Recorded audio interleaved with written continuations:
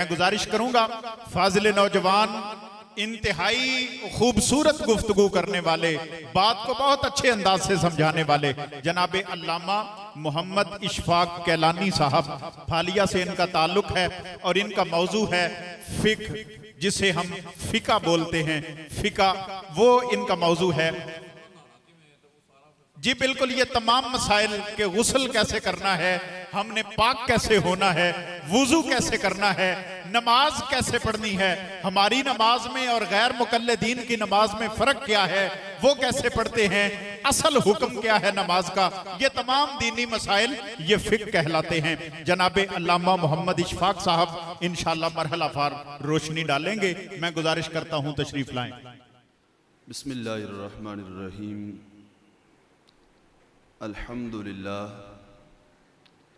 अल्हम्दुलिल्लाहिल्लज़ी बियदिही तसरीफ़ुल अहवाल व तख़फ़ीफ़ुल अस्क़ाल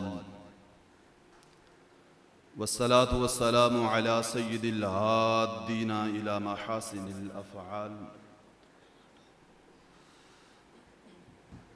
अम्मा बअद फ़अऊज़ु बिल्लाहि मिनश शैतानिर रजीम। बिस्मिल्लाहिर रहमानिर रहीम। इल्ला अन तकूना तिजारतन अन तरादिन मिनकुम सदक़ल्लाहुल अज़ीम। इन्नल्लाह व मलाइकतहु युसल्लूना अलन नबी या अय्युहल्लज़ीना आमनू सल्लू अलैहि व सल्लिमू तस्लीमा। अस्सलातु वस्सलामु अलैका या सय्यदी या रसूलल्लाह व अला आलिका व अस्हाबिका या सय्यदी या हबीबल्लाह। अल्लाहु तबारका व तआला जल्ल शानुहु की हम्दो सना और उसके प्यारे महबूब नबी रहमत शफ़ी उम्मत क़ाइदुल अंबिया ख़ातमुल अंबिया जनाब मुहम्मदुर रसूलुल्लाह सल्लल्लाहु तआला अलैहि वसल्लम के दरबार अक़दस में हदिया अक़ीदत व महब्बत अर्ज़ करने के बाद ज़ीनत मसनद इस्दारत खुशबुए किबला चंजी हुजूर पीर तरीक़त रहबर शरीयत हुजूर किबला पीर सैयद मोहम्मद सज्जाद हैदर बुखारी नक्शबंदी ज़ीद शरफ़ुहु। अल्लाह करीम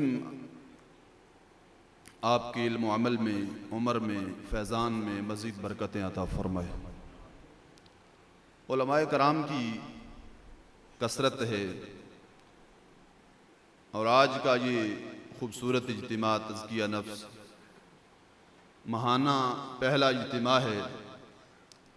और मैं जो महसूस कर रहा हूँ कि ये जो मौसम का अचानक बदल जाना, हवाएं ठंडी हो जाना, ये इस बात की गवाही है कि अल्लाह और उसके रसूल अलैहिस्सलाम ने इस प्रोग्राम को कबूल फरमा लिया है। मेरा चूँकि मौजू फ़िक़्ह है, फ़िक़्ह का दायरा कार बड़ा वसी है और वक्त की किल्लत को मद्देनज़र रखते हुए मैं एक मौजू को और एक सिमत को सिलेक्ट कर रहा हूँ, उस पर बहस करूँगा। मुकम्मल आलिम होना, हर चीज़ का इल्म हो, ये फ़र्ज़ किफ़ाया है, लेकिन मुसलमान होने के बाद नमाज, रोज़ा, हज, ये ज़रूरी मसाइल, ये फ़र्ज़ किफ़ाया नहीं होते बल्कि फ़र्ज़ ऐन होते हैं। इसके बाद बंदा कोई शोबा इख्तियार करता है, मिसाल के तौर पे दुकान बनाता है, काश्तकारी करता है, कोई बिजनेस करता है। अब भी जो शोबा इख्तियार कर रहा है उसका इल्म हासिल करना ये फ़र्ज़ ऐन होता है। ये मुसलमान पे लाजिम है। दुकान बना रहा है तो पहले पूछ तो सही कि दुकान में सौदा देना कैसे है, सौदा लेना कैसे है, ग्राहक को डील कैसे करना है। मेरे आका सैयदुल मुरसलीन सल्लल्लाहु अलैहि वसल्लम के प्यारे खलीफा हजरत सैयदना उमर फारूक रज़ी अल्लाह तआला अन्हु, आप एक दिन मदीना तज्जिबा के बाजार में तशरीफ लाए। आपने दुकानदारों का इम्तिहान लिया, दुकानदारों से पूछा आज हमारी हालत देखो क्या है, बच्चा जब फारिग हो जाता है मदरसे से, नहीं पढ़ा, स्कूल भेजा नहीं पढ़ा, बाहर भेजने की तैयारी की, नाकाम हुआ, तो वापस आ गया, कहते हैं दुकान बना लो, निजाम चलता रहेगा। अब पता नहीं कि दुकान पे सौदा कैसे देना है, शरीयत क्या कहती है। हजरत सैयदना उमर फारूक रज़ी अल्लाह ताला अन्हु, आपने इम्तिहान लिया दुकानदारों का। मैं कारोबार के हवाला से मैं चंद मसाइल आपके सामने रखना चाहता हूं, चूंकि टाइम मेरे पास जो है बहुत बड़ा मुख्तसर है।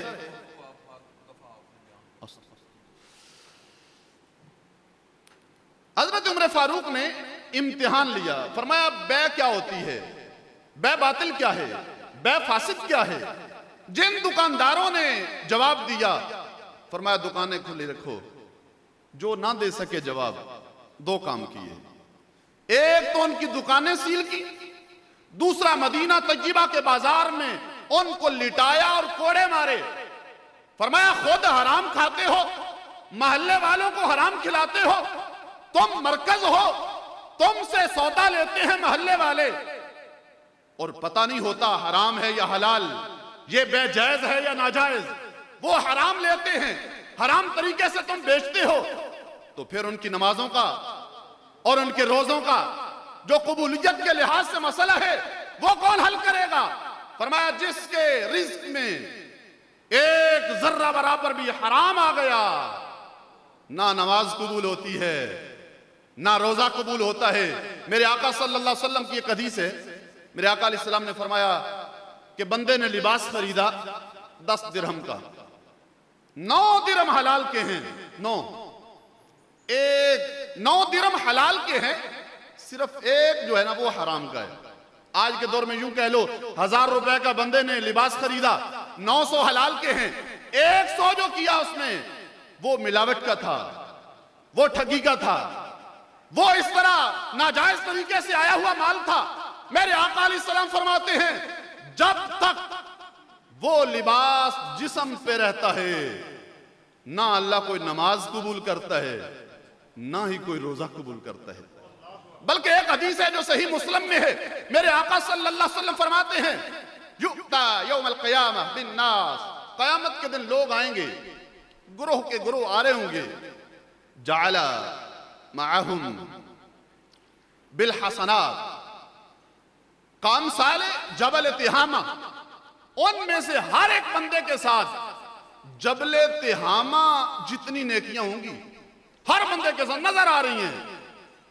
जबल तिहामा वो कई किलोमीटर में फैला हुआ पहाड़ है, इतनी इतनी नेकियां लोग लाएंगे। फरमाया जब मैदान माशर में पहुंचेंगे वो नेकियां हवाए मंसूर बन जाएंगी। रेजा मंसूर समझना हो तो यूं कह लो कि जब कमरा बंद हो, रोशनदान से जो रोशनी सूरज की अंदर आती है, छोटे छोटे जर्रात नजर आते हैं, उन जर्रात जैसी वो नेकियां फैल जाएंगी, जाया हो जाएंगी, उड़ जाएंगी। और जब वो मैदान माशर में पहुंचेंगे तो उनको उठा के जहन्नुम में फेंक दिया जाएगा। सहाबा ने अर्ज की कई फजा का या रसूल अल्लाह सल्लल्लाहु अलैहि वसल्लम, या रसूल अल्लाह ऐसा क्यों हुआ, क्या वजह थी, इतनी नेकियां, कौन सा अमल था कि जिसकी वजह से वो जहन्नुम में गए। फरमाया कानू युसल्लून व यहुज्जून व युज़क्कून। फरमाया ये नहीं कि वो नमाजी नहीं थे, वो नमाजी भी थे, वो रोजेदार भी थे, वो मुज़क्की भी थे, वो हाजी भी थे, वो नमाजी भी थे। या रसूल अल्लाह फिर ऐसा क्यों हुआ।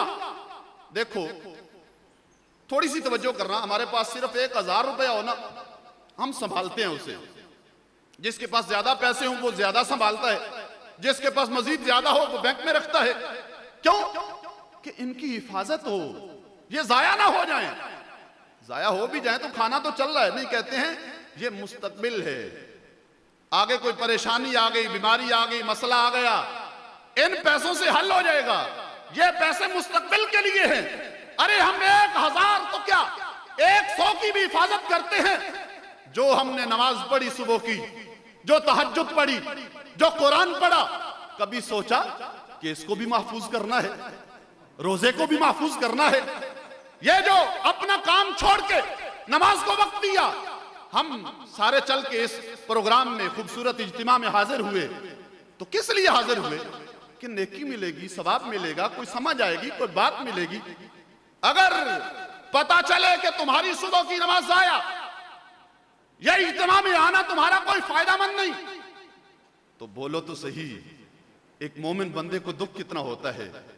एक दुनियादार इतनी माल की हिफाजत नहीं करता जितना मुसलमान अपने छोटे छोटे अमल को महफूज रखता है। फरमाया नमाजें पढ़ते हो तो नमाजें बचाओ भी, रोजे रखते हो तो इनकी हिफाजत भी करो। ये पैसा तुम्हारा दुनिया में काम आएगा, ये नमाज जो तुमने कायम की, बचा के रखा, ये कब्र व हशर में तुम्हारे काम आएगी।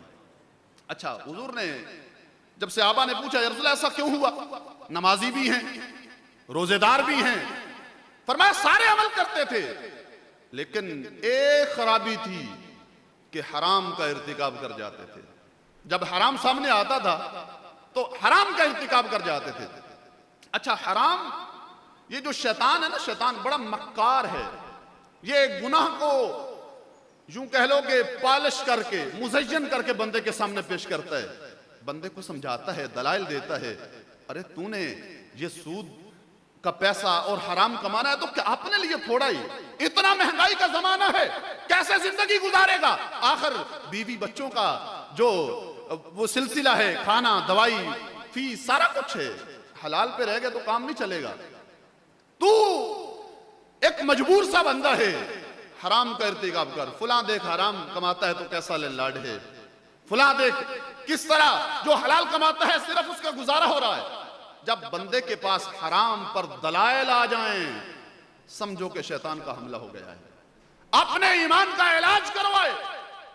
मेरे आका सल्लल्लाहु अलैहि वसल्लम ने फरमाया कि हराम से बचना इतना लाजिम है कि नमाज महफूज तब रहती है, रोजा महफूज तब रहता है। कारोबार के हवाला से मैं अर्ज करना चाहता हूं, फिकी मसाइल एक दो मैं अर्ज कर सकूंगा। कारोबार करना हो तो इसका दायरा कार बड़ा वसी है, फिकी मसाइल इतने हैं कि इनको एक नशिस्त में समझाना ये नहीं, बस की बात नहीं है। मसाइल इतने हैं।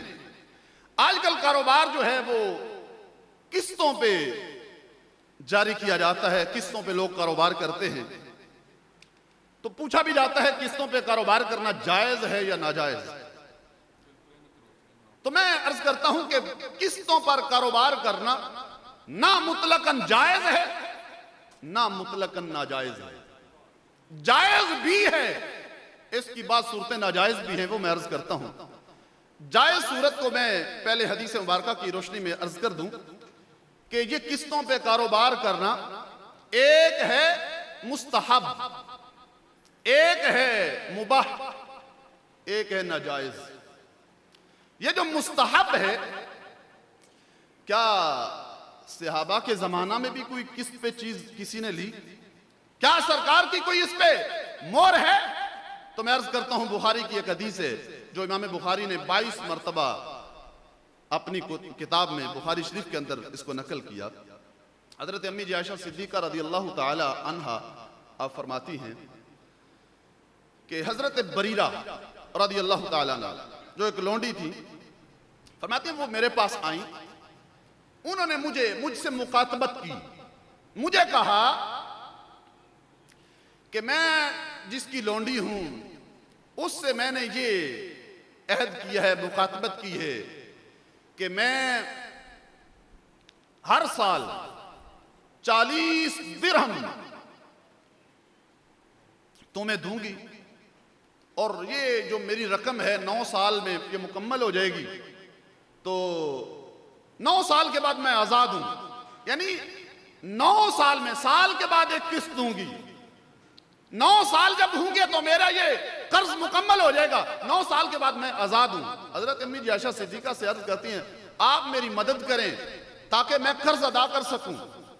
आपने फरमाया ठीक है, मैं मदद तो करती हूं, लेकिन जो विला की एक शर्त है, विला ये होता है कि जो गुलाम को आजाद करवाता है ना, अब चूंकि गुलाम का वो सिलसिला नहीं रहा तो अब इन मसाइल को भी बयान नहीं किया जाता।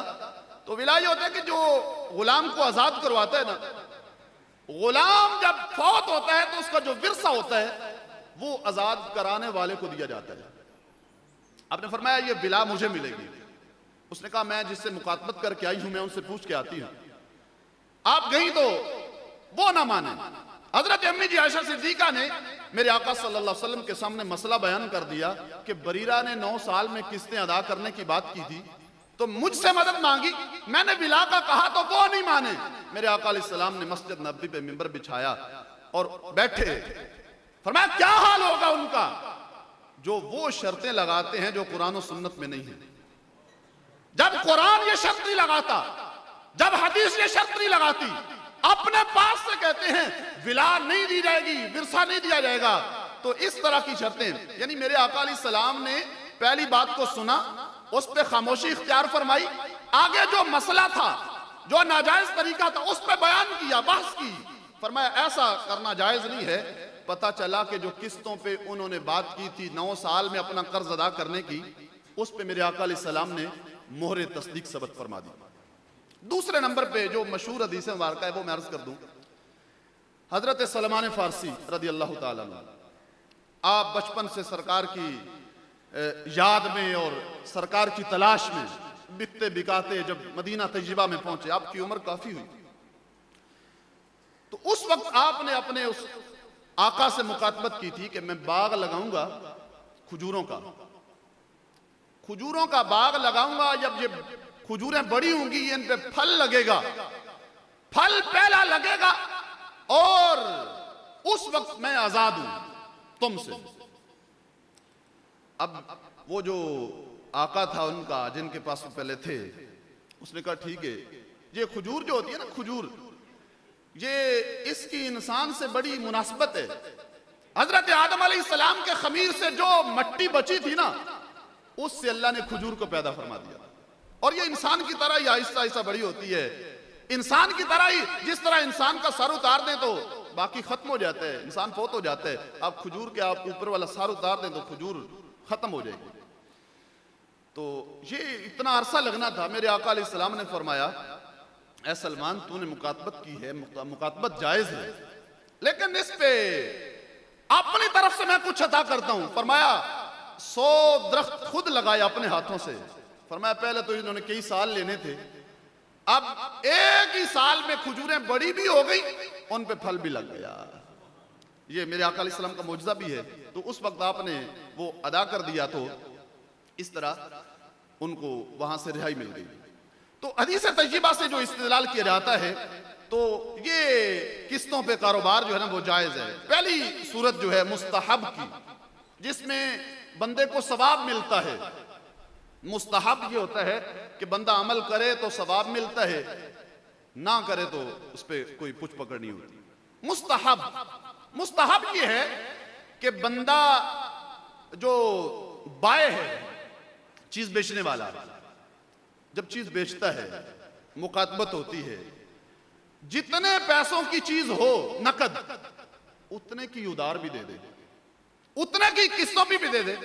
यानी मिसाल के तौर पे अगर 1 लाख की वो चीज है, मोटरसाइकिल ले लें, आप कुछ भी चीज ले लें, तो 1 लाख की है नकद, उधार देता है, किस्तों पे देता है, फिर भी वही 1 लाख है, जायद पैसे वसूल नहीं करता। फरमाया ऐसा कारोबार करने वाला, ऐसा सौदा बेचने वाला, इसको अल्लाह नफा भी देगा और सवाब भी अता फरमाएगा। इस पर एक हदीस मुबारक जो सही मुस्लिम में है, मेरे आका सल्लल्लाहु अलैहि वसल्लम फरमाते हैं कि एक बंदा जो अल्लाह के हुजूर हाजिर हुआ, अल्लाह ने उससे पूछा, अब बंदे तेरे पास कोई नेकी है, ऐसी नेकी कि जिसके सबब तुझे मैं बख्श दूं? तो उसने अपने नामा अमाल पे गौर किया, कहने लगा इतनी बड़ी कोई नेकी नहीं है या अल्लाह, नमाजें तो पढ़ी हैं लेकिन फख्र नहीं है कि मुझे कोई नमाजें बचा सकेंगी। या रसूल अल्लाह, अल्लाह से अर्ज करते हैं, या अल्लाह ऐसा कोई अमल मुझे नजर नहीं आ रहा। अल्लाह ने फिर पूछा कोई है, गौर कर। कहने लगा या अल्लाह कोई नहीं, लेकिन एक अमल है, छोटा सा अमल है, मैं अर्ज कर देता हूं। या अल्लाह मैं ताजिर था, तिजारत करता था, तो जो मेरे पास तंग दस्त आता ना, मैं उसको मोहलत देता था, उधार दे देता, उसको मोहलत देता, और अगर उस पर उसको पैसे मुयस्सर ना आते तो फिर उसे मोहलत देता। या अल्लाह अगर कोई तंग दस्त ना भी होता फिर भी मैं उसकी तबीयत देखकर उसे मोहलत दे देता था। तो अल्लाह रब्बुल इज्जत जल्ला वाला ने फरमाया, ए बंदे, ये इतना बड़ा अमल है कि इस पर मैं तेरे सारे अमाल भी कबूल कर रहा हूं, तुझे बख्श के जन्नत भी अता फरमा रहा हूं।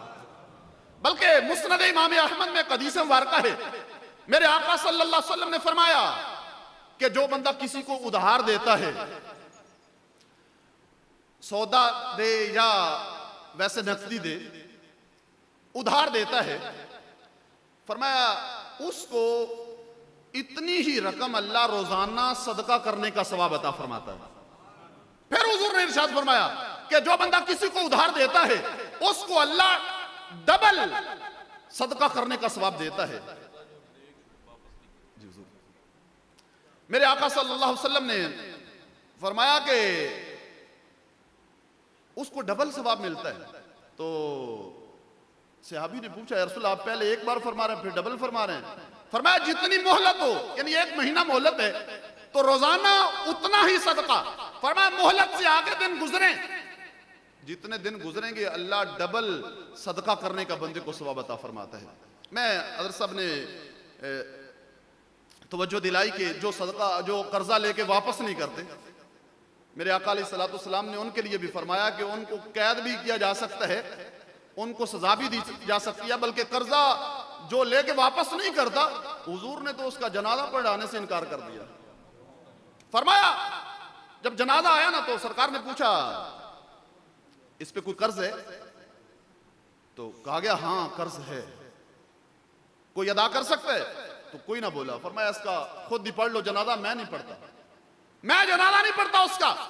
जो कर्ज लेके वापस नहीं करता, जो कर्ज देता नहीं वापस, पैसे ले लेता है, जरूरत पूरी होती है, फिर नहीं वापस करता, हुजूर ने उस पर नाराजगी फरमाई। कितनी देखो बड़ी रहमत से बंदा महरूम हो गया। सरकार अपना चेहरा फेर लें, सरकार फरमाया ये मुझ में नहीं है, ये मेरा नहीं है, ये मेरे गुलामों को तंग करता रहा, मेरे गुलाम मेरे फरमान सुन के इस पर रहम करते, और ये उनको तंग करता रहा। फरमाया ये मुझ में नहीं है, मुझ में से नहीं है। तो वक्त चूंकि मुख्तसर है, मैं अगली सूरत अर्ज करता हूं। जी हुजूर, पहला है मुस्तहब, दूसरे नंबर पे मुबाह, जिस पे ना सवाब है ना गुनाह है। मुस्तहब पे अमल करेंगे। मुस्तहब क्या है कि जितने की चीज हो उतने की उधार भी दो, नकद भी उतने की, उधार भी उतने की, तो अल्लाह रब्बुल इज्जत इस पे अजर अता फरमाता है। ये करना है मुस्तहब। मुबाह क्या है? मुबाह ये है कि नकद हो चीज 1000 रुपए की, उधार 1200 की दो, तो ये जायज है, लेकिन इस पे सवाब नहीं मिलेगा। फतावा रज़विया की 16वीं जिल्द में पूछा गया आला हजरत से। हाँ, एक बात जरूर है, जो किराना स्टोर वाले होते हैं, जो इस तरह की मोहल्ले में दुकानें होती है ना, वो नकद तो और पैसे वसूल करते हैं, लेकिन उधार जो लिखते हैं वो और लिख देते हैं।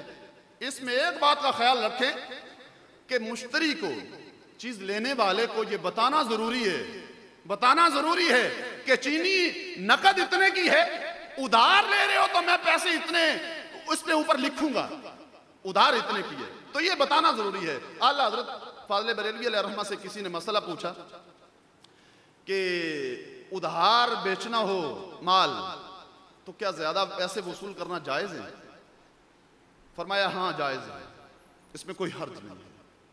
उधार पे पैसे ज्यादा वसूल कर सकते हो, लेकिन एक ये बात है, सवाब नहीं मिलेगा, इस पे गुनाह भी नहीं है।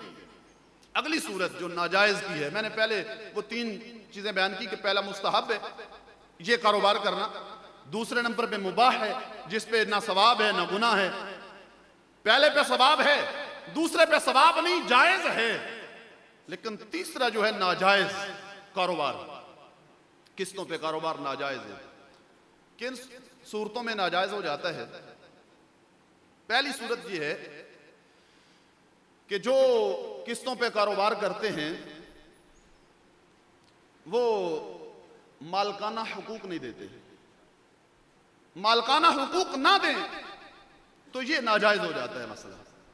यानी आपने गाड़ी बेची, मोटरसाइकिल बेची, मोबाइल बेचा, मोबाइल का वारंटी कार्ड और डब्बा रख लेना और इस तरह की कोई सूरतें बना लेना कि उस कागजात ये रख लेना, मालकाना हुकूक ना देना, ये होता है नाजायज मालकाना हुकूक। अच्छा, लोग सवाल करते हैं, देखो अगर मालकाना हुकूक नहीं देते, आज दौर ऐसा तेज है कि लोग पैसे नहीं देते, तो इसकी सूरत भी इस्लाम में मौजूद है। मेरे आका सल्लल्लाहु अलैहि वसल्लम की शरीयत के अंदर रहन के असबाब मौजूद हैं। कोई चीज गिरवी रख लो, उतनी ही कीमत की कोई चीज रहन रख लो।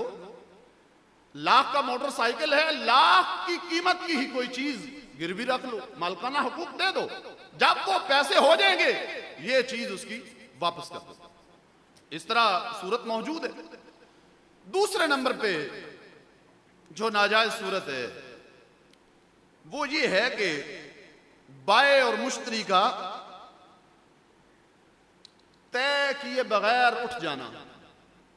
यानी जब अकद हो रहा था, जब सौदा लेने वाला, चीज लेने वाला, जब दोनों इकट्ठे थे, बात चल रही थी, वहां तय नहीं पाया कि ये चीज उधार है या ये नकद खरीदनी है। ये तय नहीं हुआ कि उधार कीमत क्या है, नकद कीमत क्या है।